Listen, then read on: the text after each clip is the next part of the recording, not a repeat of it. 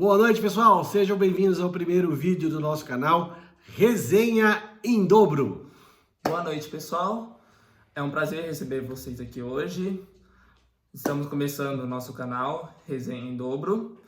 E hoje a gente vai comentar sobre a nossa primeira partida e principalmente estreia da Copa do Mundo de 2026. México 2, África do Sul 0. E antes de tudo, nós queremos agradecer a vocês que se inscreveram, que estão acreditando nesse nosso trabalho. Muito obrigado. Queremos produzir um conteúdo muito legal durante toda a Copa do Mundo, sem clubismo. E se você gostar do trabalho que a gente está fazendo aqui, do material que a gente está produzindo, deixa aí a sua curtida, né, Léo? Deixa aí sua curtida. Compartilha. Deixa o like, compartilha com familiares, não custa amigos. nada. Compartilha aí com seu familiar, com seu amigo, parente que gosta desse tipo de conteúdo, que gosta de falar de futebol. E vamos começar, né, Léo? Bora começar. Não, vamos começar porque a Copa do Mundo já começou. México 2, África do Sul 0.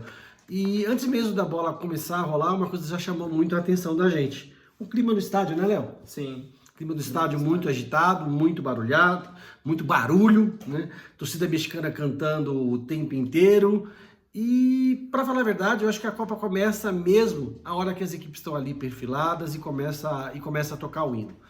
Tem alguns hinos que quando tocam, mesmo que não seja o país da gente, desperta aquela emoção de você ouvir a torcida cantando. México, né, Léo? Quem mais? México, África do Sul, O hino da África do Sul desperta emoção? Inglaterra. Eu acho que não muito, né? A Itália, por exemplo, o hino da Itália, o hino da França, né? Eu acho que, inegavelmente, o hino do nosso Brasil E o hino, desperta uma emoção aí. E o hino nacional brasileiro, obviamente, né? Então, com aquela barulheira todo no estádio, aquele clima ali, jogo de estreia, o México jogando diante de toda a sua torcida, já dava para perceber que o México entraria pressionado por essa torcida para apresentar um bom resultado no jogo de estreia. Responsabilidade de fazer bonito ali diante da sua torcida. E talvez por causa desse ambiente, justamente a gente já esperava aqui que o México começaria o jogo indo para cima. E aí, Léo, antes da gente entrar no jogo propriamente dito, qual que é a sua impressão? O que você achou do ambiente do estádio ali antes da bola rolar? Boa pergunta. Eu achei o ambiente do estádio muito favorável à seleção mexicana, obviamente, pela seleção mexicana estar jogando em sua casa, em pleno Estádio Azteca, com mais de 80 mil pessoas assistindo. Eu acho que a seleção mexicana, ela, no começo, principalmente no começo do jogo, ela aproveitou muito bem essa atmosfera que o estádio estava fazendo, torcida incentivando, os jogadores entrando na vibe da torcida, levando a sério o jogo, e a comunicação, ela é muito ajudada pela torcida também. Exatamente, e tanto o time do México tirou proveito desse ambiente que se criou, que realmente a equipe começou como a gente esperava que fosse começar. Indo para cima, pressionando a África do Sul, deixando a África do Sul acuada no seu canto, tanto que já aos 4 minutos tivemos um lance muito perigoso, que obrigou o goleiro da África do Sul a fazer uma grande defesa, e aos 8 minutos e 30, começo muito melhor do que a equipe mexicana esperava, né? Gol do Quiñones. E, Léo, acho que os nossos espectadores talvez não saibam dessa história, quem não viu o jogo não sabe, então a gente pode contar. O Quiñones tem uma curiosidade envolvendo esse jogador. O Quiñones, ele é originalmente colombiano.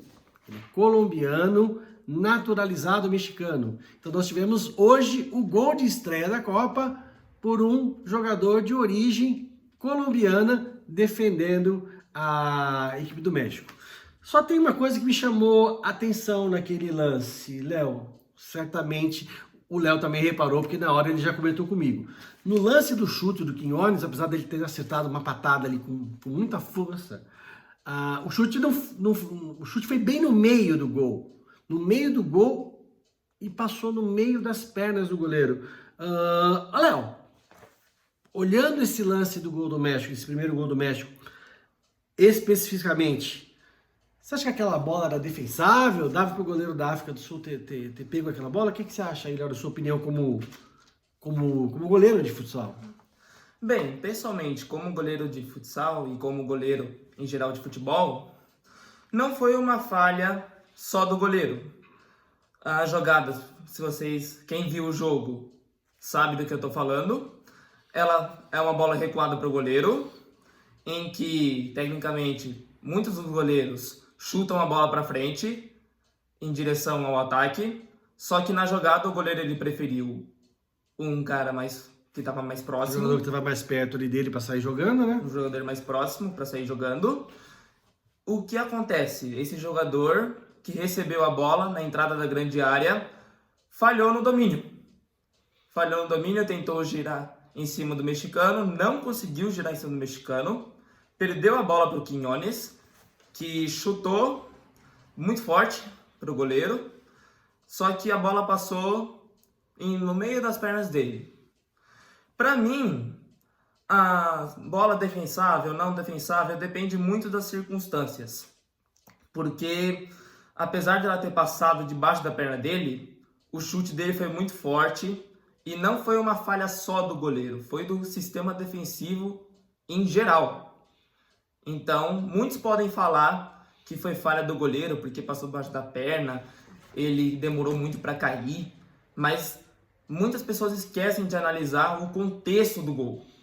A jogada inteira que resultou no gol, né? Bom, fala quem falou aqui, quem conhece, hein? Mas, completando a informação, apesar de ter ouvido a falha do sistema defensivo, o goleiro me pareceu que caiu para trás. Caiu para trás e demorou demais para cair. Demorou demais a reagir, né? Demorou demais a reação, foi muito atrasada. Então, para mim, foi falha do goleiro também. Fala quem conhece da posição, hein, galera? E esse primeiro gol da equipe do México acentuou um problema que já era visível para todo mundo ali. O nervosismo da equipe da África do Sul. Erravam muitos passes, erravam domínios simples, tomavam decisões ruins. Tanto que a primeira finalização deles só aconteceu aos 44 minutos do primeiro tempo. Ou seja, o time da África do Sul ficou uma etapa inteira, praticamente, sem fazer o goleiro do México trabalhar.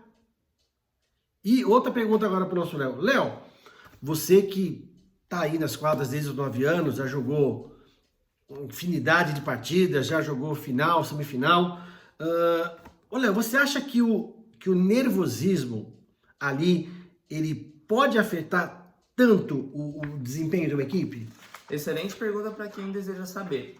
O nervosismo, sim, ele afeta muito para um jogador que não consegue controlar suas próprias emoções, principalmente jogadores iniciantes, que não têm experiência de jogo, não sabe como é a atmosfera da torcida, a atmosfera do estádio, o contexto em que o jogo tem que se encaminhar.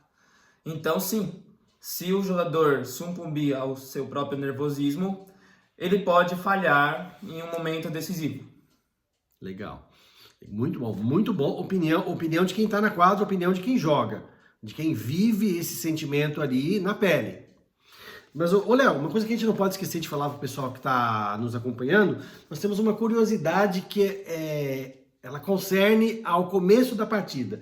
E essa curiosidade chama-se Guillermo Ochoa, o goleiro mexicano. 40 anos, 6 mundiais. Ele é um goleiro que passa 4 anos congelado. Ninguém sabe onde ele está, ninguém sabe o que ele está fazendo. Aí quando chega a época de Copa do Mundo, alguém descongela ele e leva para a seleção mexicana. E o que é engraçado, ele consegue performar. Inclusive teve alguns jogos do Brasil com a seleção do México que o Ochoa foi um terror pra gente. E a gente esperava sim poder ver o Ochoa em campo hoje, mas não foi a opção do treinador. O treinador deixou o Ochoa do campo.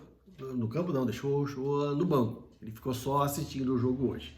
E eu volto, inclusive, tocando nesse assunto, a falar com o Léo outra vez. Léo, pergunta para você.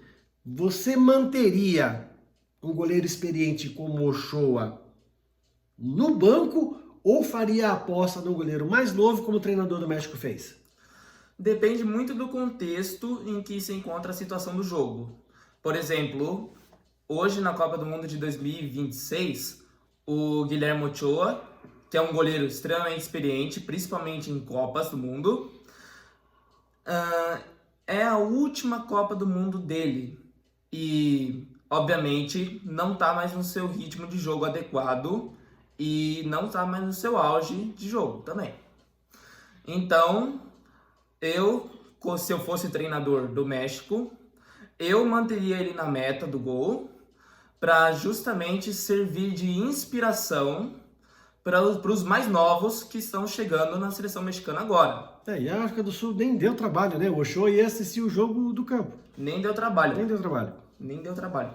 Então, eu acho que a minha opinião é essa. Ele devia ser mantido em jogo pela experiência, para os mais novos seguirem o exemplo dele, que ele é um grande goleiro da história do México, e ele também dá muita confiança para os seus companheiros de equipe, e com ele dentro de campo, eu sinto que os companheiros de equipe podem fazer alguma coisa por ele para que o México chegue mais longe nessa Copa do Mundo e, quem sabe, disputar o título, né?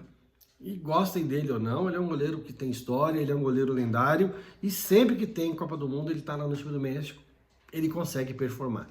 Mas, dando sequência aqui às nossas questões envolvendo esse jogo de estreia da Copa do Mundo, temos aqui que falar da arbitragem, a arbitragem que me surpreendeu, que nos surpreendeu, aliás, né? A gente confessa para vocês que nós tínhamos algumas preocupações quando a gente viu ali o Wilton Pereira dos Santos. Por quê? Porque é um árbitro que ele é um pouco contestado aqui no Campeonato Brasileiro, tem algumas atuações bastante polêmicas, as equipes questionam muito o trabalho em campo do Wilton, mas eu acho que foi só uma preocupação sem fundamento, né? Até porque o que diz, né? O que se diz a respeito da arbitragem do futebol? A melhor arbitragem é a arbitragem que não aparece. E o Wilton não apareceu. Eu acho que ele não comprometeu, ele não teve nenhuma influência no resultado hoje. O Wilton acertou a expulsão do último homem da África do Sul, acertou a expulsão também do segundo tempo do outro jogador da África do Sul num lance de agressão, e marcou uma falta fora da área, um lance que os jogadores mexicanos achavam que era pênalti e não foi. E a única coisa que eu acho, Léo, que ele se excedeu foi no cartão vermelho pro jogador mexicano, né? Eu achei que foi exagerado, eu achei que aquele lance era lance de amarelo. E para você, Léo, aquele lance ali era lance para amarelo ou para vermelho direto, como ele deu? Qual que é a sua opinião, Léo? Pra mim, sinceramente, eu vou ter que discordar de você dessa vez. Faz parte. Faz parte, tá? Por isso que a gente tá aqui comentando, né? Exatamente. Pra mim, eu acho que aquele lance da expulsão do mexicano, se for falar que era pra amarelo, pra mim, talvez poderia ser pra amarelo, só que o que aconteceu no jogo foi um vermelho direto. Pra mim, talvez não seria um vermelho direto, porque a falta que o jogador mexicano fez não teve, para mim, a intensidade o suficiente para ser um cartão vermelho. Mas dependeu muito do contexto em que a falta aconteceu, porque foi um lance em que a África do Sul teve uma chance clara de gol, sairia talvez um cruzamento que poderia gerar um lance perigoso, em que o jogador mexicano interfere fazendo a falta, e devido a essa situação, o árbitro brasileiro Wilton Pereira Sampaio foi chamado ao VAR, que pelo ponto de vista do VAR era para expulsão, e não teve outra. O Wilton Pereira Sampaio expulsou o jogador mexicano. Só que, para mim, era para cartão amarelo inicialmente, mas dependendo do contexto ali, o Wilton Pereira Sampaio achou melhor aplicar o cartão vermelho. Para mim era cartão amarelo, e se caso possivelmente o VAR também concordasse com o cartão vermelho, ele chamaria o Wilton Pereira Sampaio para ver no VAR e talvez mudar de opinião, aplicar um cartão vermelho. Bom, então para vocês verem que aqui não tem nada ensaiado, aqui não tem nada combinado. A gente tem uma pautinha aqui que a gente fez depois do jogo, que a gente segue, mas não tem nada combinado, não tem nada nem ensaiado. Então, na verdade, Léo, a gente não discorda. Exatamente. Porque, na minha opinião, também não era lance para vermelho direto. Minha opinião era lance para amarelo. Por quê? O jogador da África do Sul não estava em uma situação clara e manifesta de gol, e nem o jogador mexicano era o último homem. Não era. Então foi uma falta, ok? Para mim, uma falta de jogo, era falta para amarelo. Eu achei que a única ressalva que eu faria para a arbitragem do Wilton hoje é que eu achei que ele foi rígido demais nessa questão. Agora, Léo, tem aquela outra situação que a gente viu ali depois que o Wilton saiu do VAR. Porque o juiz tem que anunciar pelos fones para o estádio inteiro qual foi a decisão que ele tomou e por quê. Léo, o inglês do Wilton não ajudou muito. Aliás, o inglês do Wilton não ajudou em nada. A gente ouvindo aqui tinha dificuldade de entender, estava estranho, e até a câmera pegou ali no estádio a expressão dos jogadores da África do Sul ouvindo, tentando entender o que o Wilton ia falar, né, Léo? O que você achou disso aí? Que até o momento virou a cena mais icônica da Copa do Mundo. Eu acho que essa cena vai dar o que falar aí por... Pra mim, essa cena foi inacreditável, porque a minha avó, que não sabe nem falar um hello, fala bem inglês bem melhor que ele, a princípio. Realmente, né? Acho que faltou um pouquinho. Porque ele deu uma impressão muito ruim. Faltou um pouquinho... comunicação por parte do árbitro. Faltou um pouquinho de treino ali, um pouquinho de preparação. Você não precisa nem falar inglês efetivamente, mas você aprender, decorar, vir com algumas expressões ali, alguns termos decorados de cabeça. Acho que faltou essa orientação para o Wilton aí. Pegou mal, pegou chato, né? Bom, mas coisas que nós notamos também, o México, quando fez o primeiro gol, ainda no primeiro tempo, diminuiu muito o ritmo do jogo. Muito o ritmo do jogo. O jogo começou a ficar chato, a África do Sul tocava uma bolinha para cá, uma bolinha para lá, aquela posse de bola improdutiva, não conseguia sair da marcação do México. O time da África do Sul estava literalmente encaixotado.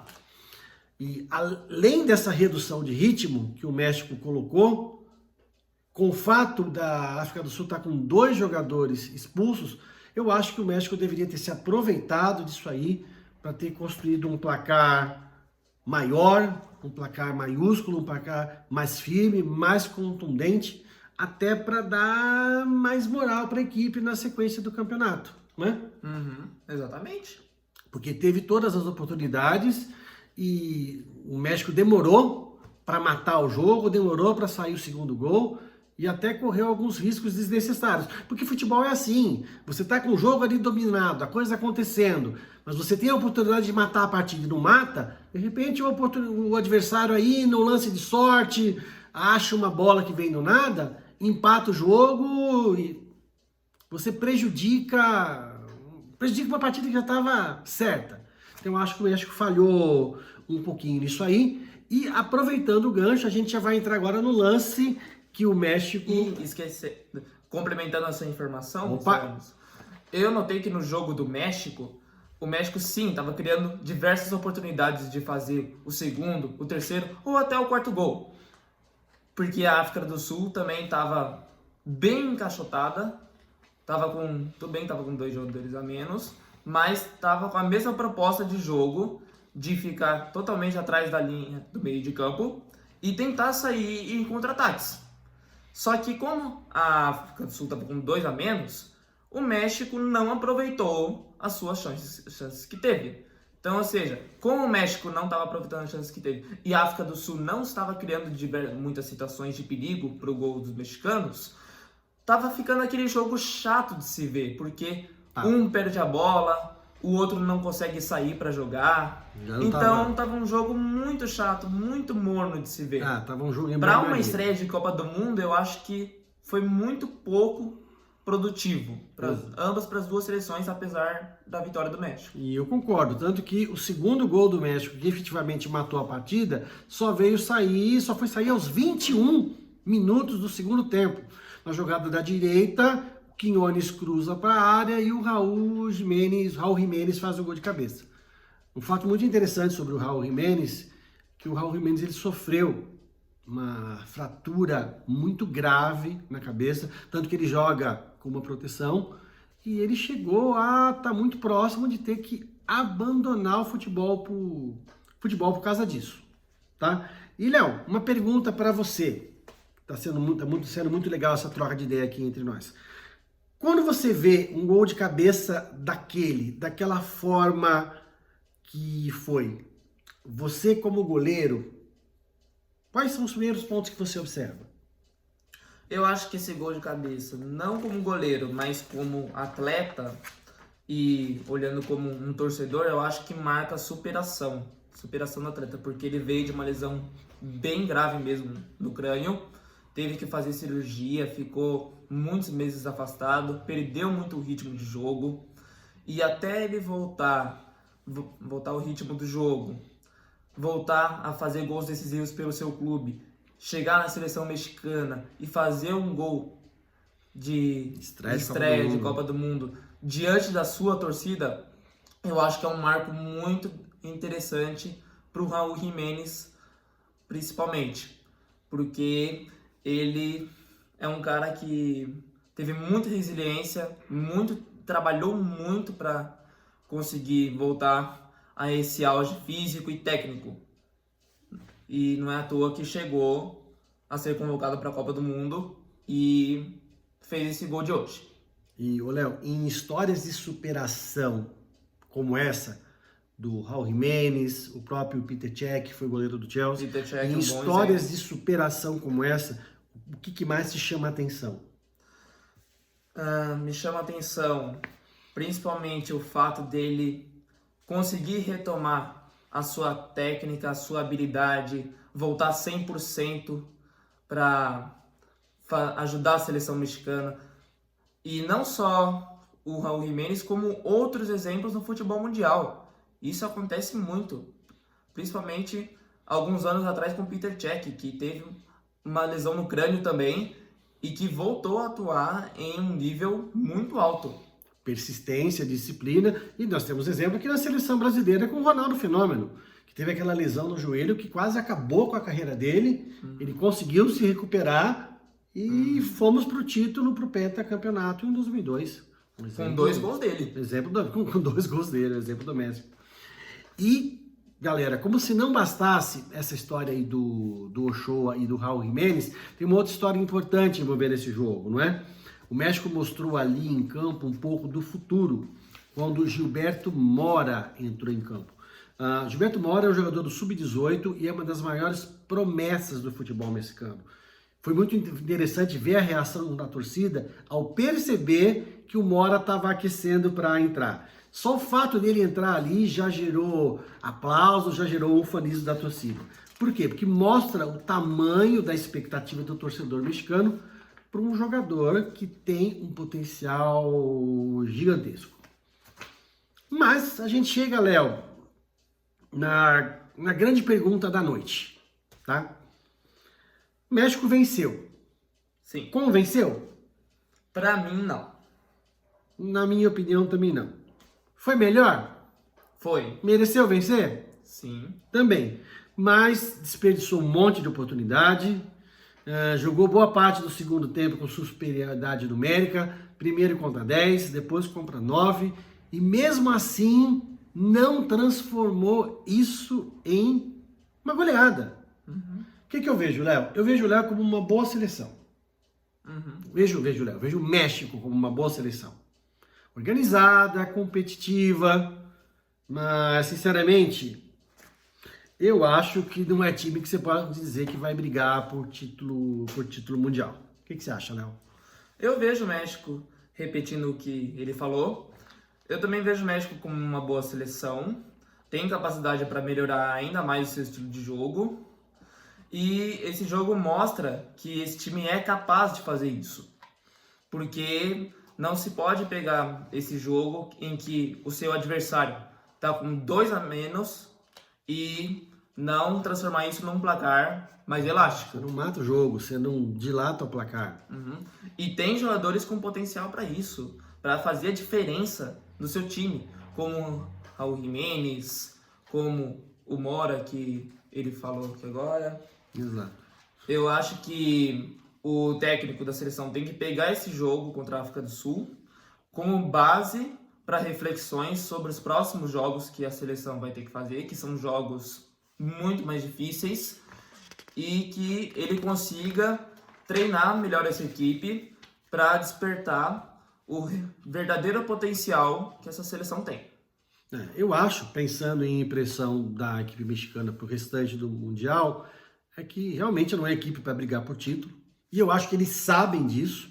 Eu acho que o grande objetivo da equipe mexicana na Copa do Mundo é fazer uma Copa melhor do que as outras 2 Copas que eles fizeram, onde o México foi eliminado nas oitavas. Eu acho que então o grande objetivo da equipe esse ano é poder ir um pouquinho além das oitavas. Já a África do Sul, é uma equipe que está na Copa? Tá na Copa por mérito próprio? Sim, não tenho o que falar.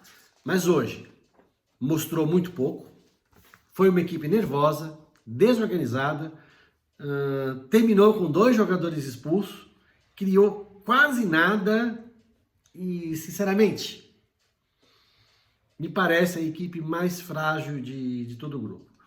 E a seleção da África do Sul parece que hoje sim sentiu o que a gente falou no começo da live sobre a pressão da torcida. Sentiu a estreia. Sentiu a estreia da competição, principalmente pela torcida do México, que é uma torcida que apoia muito o seu time, é muito fanática. Parece argentino torcendo.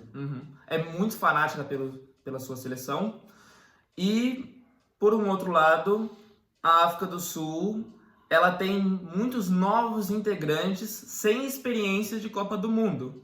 Então, ou seja, para eles enfrentarem um clima hostil, como a torcida do México fez, sem ter uma experiência de Copa do Mundo, eu acho que afeta muito o jogo deles, por mais que eles tenham um plano traçado para dar um trabalho maior para as seleções.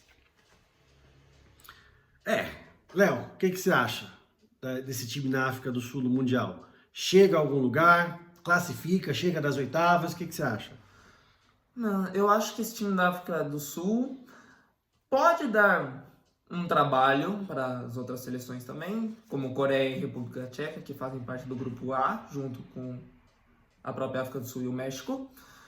Mas eu creio que não classifique. Não classifique. Acredito que não.